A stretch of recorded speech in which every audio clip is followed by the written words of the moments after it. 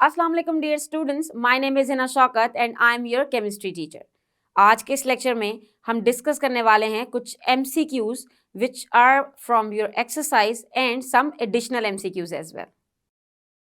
सो students, जैसा कि आप जानते हैं कि हम वाइंड अप कर चुके हैं हमारा चैप्टर नंबर 3। आज के इस लेक्चर में हम डिस्कस करने वाले हैं MCQs। कुछ MCQs हम डिस्कस करेंगे एक्सरसाइज में से और कुछ एडिशनल MCQs। साथ ही साथ आपको टिप्स मिलेंगी कि हम किस तरह से इस सारी इंफॉर्मेशन को इंटरप्रेट करके अपने आंसर्स लिख सकते हैं। Now the thing is MCQ is very very important part of your exam.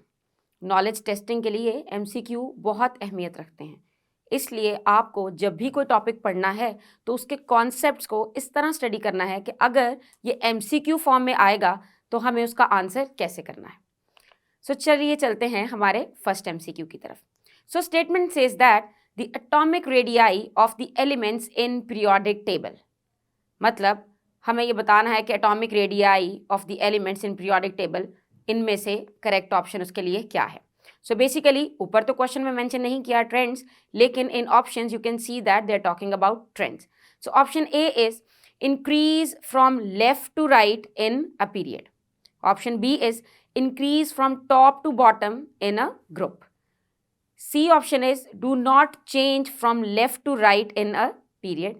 And last option is decrease from top to bottom in a group. अब वन बाय वन डिस्कस कर लेते हैं। अगर हम देखें हमारे trend of atomic radii along the period की तरफ, फर्स्ट स्टेटमेंट ये कह रही है कि increase from left to right in a period, कि ये इंक्रीज करता है लेफ्ट टू राइट। लेकिन अगर हमें याद हो, when we move from left to right along the period, तो होता क्या है कि number of electrons they are increasing but in the same shell, and at the same time number of protons in the nucleus are also increasing. Number of protons increase होने से nucleus की force of attraction for the electrons it is increased. वो increase होने की वजह से it will pull the electrons towards it. इसका क्या मतलब कि एटॉमिक साइज इंक्रीज नहीं हो सकता। Option A is incorrect. अब देखते हैं ऑप्शन बी की तरफ, increase from top to bottom in a group. यानी कि जब हम ग्रुप में ट्रेंड स्टडी करते हैं तो हम इसे टॉप टू बॉटम स्टडी करते हैं। तो statement says that increase from top to bottom. हम जानते हैं कि ग्रुप में जब elements top to bottom study किए जाते हैं तो इनका एक एक शेल इंक्रीज होता है, और जब शेल इंक्रीज होता है तो नंबर ऑफ इलेक्ट्रॉन्स भी इंक्रीज होते हैं। और इसी तरह शेल के इंक्रीज होने से और मोर नंबर ऑफ इलेक्ट्रॉन्स के ऐड होने से इलेक्ट्रॉन्स में रिपल्शन बनती है, जिसकी वजह से न्यूक्लियर फोर्स ऑफ अट्रैक्शन कम हो जाती है और उस वजह से एटम का साइज बिगर हो जाता है। ये ऑप्शन हमारे इस MCQ के लिए करेक्ट है, increase from top to bottom in a group. अब अगर देखें सी की तरफ, do not change from left to right, do not change तो पॉसिबल नहीं है। एटॉमिक रेडियस जो है वो कोई ना कोई ट्रेंड जरूर शो करता है। Decrease from top to bottom in a group which is also impossible, because when we move along the group तो उसमें मजीद शेल्स ऐड हो रहे हैं, और जब मजीद शेल्स ऐड होंगे तो वो डिक्रीज नहीं करेगा, वो इंक्रीज की तरफ जाएगा। अब चलते हैं हमारे नेक्स्ट MCQ की तरफ। The amount of energy given out when an electron is added to an atom is called। अब यहाँ हमने दो तरह की एनर्जीज को डिस्कस किया था, एक amount of energy which is released और एक amount of energy which is added. अब यहाँ बात हो रही है energy given out when electron is added, यानी कि ये एनर्जी रिलीज हो रही है। Correct option is electron affinity which is D option, क्योंकि इलेक्ट्रॉन अफिनिटी में इलेक्ट्रॉन्स को आउटर मोस्ट शेल में ऐड किया जाता है, और जब इलेक्ट्रॉन को आउटर मोस्ट शेल में ऐड किया जाता है तो वो एटम्स एनर्जी रिलीज करते हैं। Energy is given out, but in case of ionization energy we have to provide with the energy.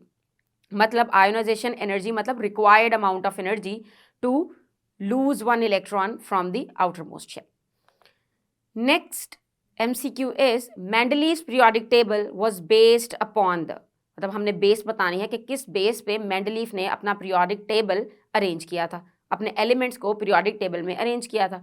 ये हमने पढ़ा था हमारे टॉपिक नंबर 3.1 में जब हम डिफरेंट साइंटिस्ट को डिस्कस कर रहे थे। And we know that Mendeleev से पहले काम किया था न्यूलैंड ऑक्टेव ने, और उसने भी काम एटॉमिक मैसेज पे ही किया था, और मेंडलीव ने भी एलिमेंट्स को अरेंज किया according to their atomic masses. But options here are electronic configuration, atomic mass, atomic number, completion of a subshell. So atomic number तब डिस्कवर ही नहीं हुए थे, इलेक्ट्रॉनिक कॉन्फ़िगरेशन का भी कोई कॉन्सेप्ट नहीं था, तो option B is correct which is atomic mass. Next is long form of periodic table is constructed on the basis of. बिल्कुल उसी पैटर्न का क्वेश्चन है जिस पैटर्न का मेंडलीव का था। सो हम देख लेते हैं हमारी options. Option A is Mendeleev postulate, मतलब मेंडलीव ने जो अपना लॉ दिया था, मेंडलीव्स लॉ, उसके according. Option B is atomic number, option C is atomic mass and option D is mass number. अब अगर देखें हमारी पहली ऑप्शन की तरफ, तो अगर मेंडलीव के पोस्टुलेट पे ही पीरियोडिक टेबल बनाना था तो फिर उसमें चेंजिंग करने की क्या जरूरत थी। यकीनन there was some difference between Mendeleev's periodic table and the modern periodic table, so इसलिए बना हमारा modern periodic table. So option A तो पॉसिबल नहीं है। Option B is atomic number. Yes, we know that when Henry Moseley he discovered atomic numbers, तो फिर atomic number was the basic identity for an atom, तो फिर atomic number की base पे ही atoms को अरेंज किया गया। अगली ऑप्शन है एटॉमिक मास। अब इसमें आपने कंफ्यूज नहीं होना, एटॉमिक नंबर और एटॉमिक मास देखने में सेम टर्म्स लगती हैं मगर ये है नहीं, क्योंकि atomic number is the number of protons और इलेक्ट्रॉन्स और atomic mass is the sum of number of protons and neutrons present in the nucleus of an atom. और last option which is mass number और atomic mass, इनमें कोई खास फर्क नहीं है। एटॉमिक मास बेसिकली एवरेज होता है सारे के सारे एटम्स प्रेजेंट का एक एलिमेंट के लिए, लेकिन mass number is specifically a number which will obtain by adding proton number and neutron number. So option B is correct for this MCQ. Fifth MCQ is fourth and fifth period of a long form of periodic table are called. आपको याद होगा कि जब हम long form of periodic table discuss कर रहे थे तो उसमें हमने पीरियड्स को डिटेल में डिस्कस किया था, हर पीरियड में कितने एलिमेंट हैं और उस पीरियड को क्या कहा जाता है ये भी डिस्कस किया था। सो यूजुअली पीरियड को नाम दिया गया है उसमें मौजूद नंबर ऑफ एलिमेंट्स की बेस पे, तो हमें पता होना चाहिए कि पीरियड नंबर 4 और 5 में कितने नंबर ऑफ एलिमेंट्स हैं, और पीरियड 4 और 5 इस दोनों में हैं हमारे पास नंबर ऑफ एलिमेंट्स 18 और चूंकि 8 होता है नॉर्मल के लिए, सो 18 हैं लॉन्ग पीरियड्स। सो ऑप्शन है short periods, normal periods, long periods and very long periods. Short period तो हो नहीं सकता, वो तो सिर्फ फर्स्ट पीरियड है। नॉर्मल पीरियड के लिए 8 एलिमेंट्स रिक्वायर्ड हैं, सो इसमें है 18 एलिमेंट्स, तो ये है लॉन्ग पीरियड। और वेरी लॉन्ग पीरियड भी एग्जिस्ट करते हैं, लेंथेनाइड्स एंड एक्टिनाइड्स इनके साथ इंक्लूड होते हैं। Next question is which one of the following halogen has lowest electronegativity, मतलब हेलोजन के ग्रुप में सबसे लोएस्ट इलेक्ट्रोनेगेटिविटी किसकी है। इस एक एमसीक्यू का आंसर करने के लिए आपके पास दो चीज़ों की क्लियर इन्फॉर्मेशन होनी चाहिए, जिसमें एक तो है इलेक्ट्रोनेगेटिविटी का ट्रेंड और दूसरा हेलोजेंस के नाम अलोंग द ग्रुप। हेलोजन एक ग्रुप फैमिली है विच इज़ ग्रुप 17, तो आपको उसके सारे एलिमेंट्स के नाम पता होने चाहिए। अगर आपको उसके सारे एलिमेंट्स के नाम और सीक्वेंस पता होंगे और साथ ही इलेक्ट्रोनेगेटिविटी का अलोंग द ग्रुप ट्रेंड पता होगा, then you can answer it accurately. So option है हमारे पास fluorine, chlorine, bromine and iodine, और ये ही सीक्वेंस होता है ग्रुप में भी। और ट्रेंड इलेक्ट्रोनेगेटिविटी का डाउन द ग्रुप डिक्रीज करता है, because we know that the highest electronegativity is for the fluorine. So iodine सबसे एंड पे है इन सब में से, तो सबसे लोएस्ट इलेक्ट्रोनेगेटिविटी होगी आयोडीन की। So option D is correct which is iodine. Next is along the period which one of the following decreases. जब हम अलॉन्ग द पीरियड मूव करें तो इन सब प्रॉपर्टीज में से कौन सी डिक्रीज करती है। प्रॉपर्टीज पे नजर डालते हैं। Option A is atomic radius, B is ionisation energy, C is electron affinity and D is electronegativity. Process MCQ को सॉल्व करने का सेम रहेगा। You will start discussing first option and just make yourself clear whether it is correct or not, और जब हम cut करते जाएंगे तो फाइनली हम अपनी आखिरी करेक्ट ऑप्शन तक पहुंच जाएंगे। अब अगर देखें हम हमारी पहली ही ऑप्शन की तरफ विच इज़ एटॉमिक रेडियस, तो atomic radius along the period decrease ही करता है। ये हमने अभी हमारे एमसीक्यूज़ में ही प्रीवियस एमसीक्यूज़ में डिस्कस कर लिया है कि atomic number along the period decrease करता है। और वो क्यों डिक्रीज करता है, क्योंकि न्यूक्लियस के ऊपर चार्ज इंक्रीज हो रहा है और सेम शेल के अंदर नंबर ऑफ इलेक्ट्रॉन्स भी ऐड हो रहे हैं, तो उस वजह से nuclear force of attraction increase हो जाएगी। सो जब nuclear force of attraction increase होती है तो उससे क्या होगा, एटॉमिक साइज या फिर एटॉमिक रेडियस वो श्रिंक कर जाता है। So A option is correct option. अब ऐसा नहीं कि आपको यहीं पे फौरन से इसको करेक्ट करके और बाकी सबको इग्नोर कर देना है। I will give you exam tip, जब भी आपको लगे कि एक ऑप्शन करेक्ट है तो मेक श्योर आप बाकी ऑप्शंस को भी डिस्कस करके उनके इनकरेक्ट होने की कोई ना कोई लॉजिक अपने माइंड में जरूर सेट कर लें। अब चलते हैं हमारे नेक्स्ट एमसीक्यू की तरफ, which is transition elements are. मतलब हमें बताना है कि ट्रांजिशन एलिमेंट्स क्या होते हैं। अब ये स्टेटमेंट थोड़ी शॉर्ट स्टेटमेंट है और थोड़ी सी कंफ्यूजिंग हो सकती है आपके लिए। Now you can see the options. Option A is all gases, option B is all metals, option C is all non metals and option D is all metalloids. आपको याद होगा कि जब हमने long form of periodic table पढ़ा था, इसके salient features को पढ़ा था, तो सेलिएंट फीचर्स में हमने डिस्कस किया था कि हम अपने पीरियोडिक टेबल में एलिमेंट्स को क्लासिफाई कर सकते हैं according to their subshell filling. मतलब उनमें कौन सा सबशेल फिल होता है उसके अकॉर्डिंग उसे हम क्लासिफाई कर सकते हैं। और साथ ही साथ हमने देखा था कि हमारे पीरियोडिक टेबल के अंदर मेटल्स, नॉन मेटल्स, मेटलॉइड्स और नोबल गैसेस, इनको हम अलग अलग जगहों पे प्लेस कर सकते हैं। तो वही दो चीज़ें आपने अपने माइंड में रखनी है और आपको याद करना है कि ट्रांजिशन एलिमेंट्स बेसिकली कहाँ थे। सो ट्रांजिशन एलिमेंट्स बिल्कुल पीरियोडिक टेबल के मिडिल वाला पार्ट होता है। अगर आपको पीरियोडिक टेबल याद हो तो ये कुछ इस तरह से, जो बिल्कुल सेंटर वाला पार्ट है इसका, वो ट्रांजिशन एलिमेंट्स होते हैं। सो ट्रांजिशन एलिमेंट्स अगर आप इसी को कंपेयर करें मेटल्स, नॉन मेटल्स वाले पीरियोडिक टेबल के साथ, तो आपको ये नजर आएगा कि जितना भी ये पार्ट है ट्रांजिशन एलिमेंट्स वाला, इसमें सारी मेटल्स ही एग्जिस्ट करती हैं। So correct option is B, which is all metals. अब ऑल गैसेस इसलिए नहीं हो सकती क्योंकि गैसेस तो हैं हमारे पास, नोबल गैसेस भी, जो कि बिल्कुल भी ट्रांजिशन नहीं हो सकती। ऑल नॉन मेटल्स भी नहीं हो सकती क्योंकि यूजुअली ट्रांजिशन मेटल्स ही होती हैं। और ऑल मेटलाइड्स भी पॉसिबल नहीं है क्योंकि मेटलॉइड्स तो पहले ही बहुत कम हैं, जबकि ट्रांजिशन एलिमेंट्स की तादाद बहुत ज़्यादा है। Next MCQ is mark the incorrect statement about ionization energy. मतलब हमें आयोनाइजेशन एनर्जी के बारे में उसने कुछ स्टेटमेंट्स लिखी हैं, हमें ये बताना है कि इसमें से इनकरेक्ट कौन सी है। ऐसे क्वेश्चंस मुझे बहुत मुश्किल लगते हैं, लेकिन मैं आपके लिए आसान करने की कोशिश करूंगी। Options are, A option is it is measured in kilo joules per mole. अब हम एक एक ऑप्शन को पढ़ते हैं और साथ ही उसे डिस्कस कर लेते हैं। Measured in kilo joules per मोल, हम जानते हैं कि आयोनाइजेशन एनर्जी और इलेक्ट्रॉन एफिनिटी, हम इन दोनों को ही किलो जूल्स पर मोल में मेजर करते हैं, तो ये उसका यूनिट है। तो ये तो हुई correct statement. It is absorption of energy.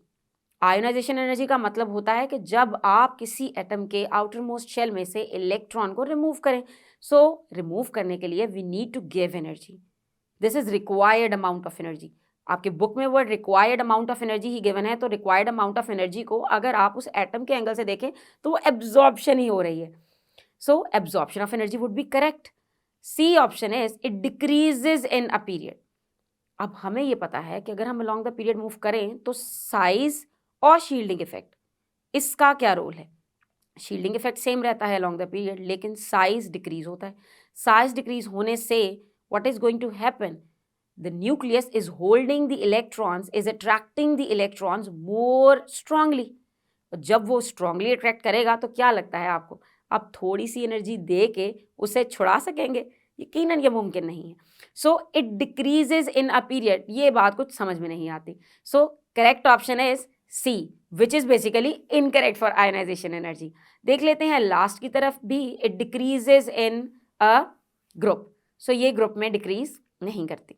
अब चलते हैं हमारे नेक्स्ट एमसीक्यू की तरफ, which is MCQ number 10। Point out the incorrect statement about electron affinity. यानी कि हमें इलेक्ट्रॉन अफिनिटी के बारे में इनकरेक्ट स्टेटमेंट बतानी है।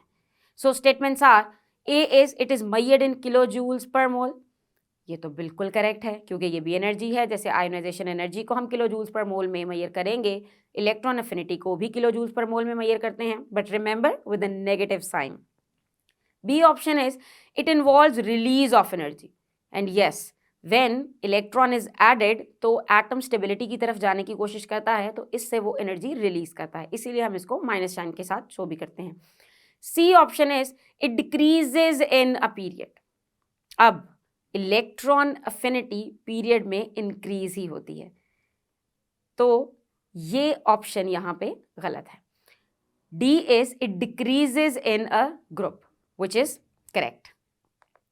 ये तो थे कुछ एक्सरसाइज के एमसीक्यूज जो कि मुझे उम्मीद है कि आप अब अच्छे से सॉल्व कर सकेंगे, लेकिन all the time in exam you will not see the same statements and same options, so you need to build in your concepts to answer different types of MCQ. अब हम डिस्कस करते हैं कि हमारे पास इस चैप्टर में से और किस किस तरह के एमसीक्यू आ सकते हैं. फर्स्ट ऑफ ऑल, इसमें जितनी भी डेट्स हैं साइंटिस्ट के बारे में, you have to learn those dates. वो किसी भी तरीके में आपको एमसीक्यू में पूछी जा सकती है. Then in this chapter we have studied a lot of units. Atomic size को मेजर करने का क्या यूनिट है, एटॉमिक रेडियस को मेजर करने का यूनिट क्या है, हम आयोनाइजेशन एनर्जी किस यूनिट में मेजर करते हैं, हम इलेक्ट्रॉन एफिनिटी किस यूनिट में मेजर करते हैं. ये सारे क्वेश्चंस भी किसी भी स्टेटमेंट के फॉर्म में आ सकते हैं. For example, just in case, look at this statement.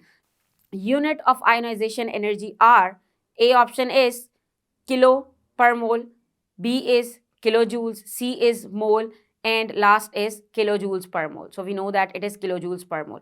अब इसमें मैंने पूछा आयोनाइजेशन एनर्जी का यूनिट, आपसे किसी भी चीज़ का यूनिट पूछा जा सकता है और इसके ऑप्शंस को कंफ्यूज किया जा सकता है. इसी तरह देख लेते हैं कि किसी डेट का क्वेश्चन आएगा तो वो किस तरह से आएगा और साइंटिस्ट के नेम से कैसे रिलेट किया जा सकता है. Suppose look at this statement. In 1860 correct masses of elements were discovered by, option A is Cannizzaro, B is Moseley, C is Newlands and D is Mendeleev. अब ये सारे साइंटिस्ट भी हमने पढ़े हैं और डेट्स भी हमें पता होनी चाहिए. सो हो सकता है कि इस स्टेटमेंट में वो 1860 पूछ ले मगर साइंटिस्ट का नाम आपको बता दें. Like in this case answer is Cannizzaro because in 1860 Cannizzaro ने मैसेज को डिस्कवर किया था. हो सकता है कि इस 1860 की जगह वो ब्लैंक छोड़ दें और एटॉमिक मैसेज की जगह वो आपको एटॉमिक नंबर लिख दें, तो इसमें आपको फिर मूजले की इंफॉर्मेशन देनी पड़ेगी. सो आपको डेट्स और उनसे लिंक्ड साइंटिस्ट और उनका किया हुआ वर्क, उसको टिप्स पे याद करना है कि वो किसी भी फॉर्म में आपसे पूछा जाए तो आपको उसका आंसर करने में कोई भी दिक्कत ना हो. आगे चलते हैं हम ब्लॉक एलिमेंट्स की तरफ. उनके क्वेश्चंस भी एग्जाम में पूछे जा सकते हैं. For example look at this, 5f series of inner transition elements are called as. तो ये आपको याद कर लेना है कि इनर ट्रांजिशन एलिमेंट्स जो हैं वो हमें पता है कि वो होते हैं एफ ब्लॉक के एलिमेंट्स. अब उसमें भी दो तरह के हैं, एक लाइन है 5f और एक लाइन है 4f. एक है लेंथेनाइड्स और एक है एक्टिनाइड्स. सो जो 4f है वो हैं लेंथेनाइड्स और जो 5f हैं वो हैं actinides. So correct answer for this is actinides. इसी तरह साइंटिस्ट के नेम के लिए क्वेश्चन आ सकता है, हु डिस्कवर्ड एटॉमिक नंबर. तो आपको पता होना चाहिए वो किसने डिस्कवर किया था. We know that Moseley discovered atomic number. इसी तरह हमने पढ़े पीरियड और group in detail. So question could be something like this, number of elements placed in 6th period. अब यहाँ मैंने मिसाल 6th period की दी है, हो सकता है आपको 7th, 1, 2nd, 3rd किसी का भी पूछा जाए, तो आपको सारे periods के numbers भी tips पे याद करने हैं.